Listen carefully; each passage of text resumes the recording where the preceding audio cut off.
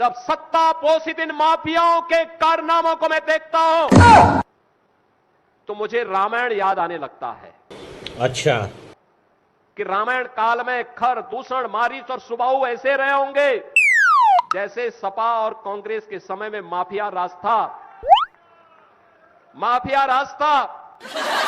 आप सोचिए, आपने कभी समाजवादी पार्टी के नेताओं को या कांग्रेस के नेताओं को किसी गरीब के लिए आंसू बहाते हुए देखा है? नहीं। इनके आंसू बहते हैं माफिया के लिए।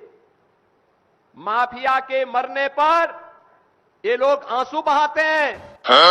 गरीब की पीड़ा के प्रति इनकी कोई संवेदना नहीं है।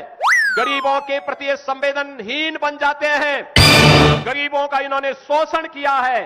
आजादी के बाद सर्वाधिक समय तक इन लोगों ने देश के अंदर शासन किया, लेकिन देश और प्रदेश को दुर्गति के गत में ढकेलने में और पहचान के संकट तक पहुंचाने के लिए ये दोनों दल बराबर के जिम्मेदार हैं।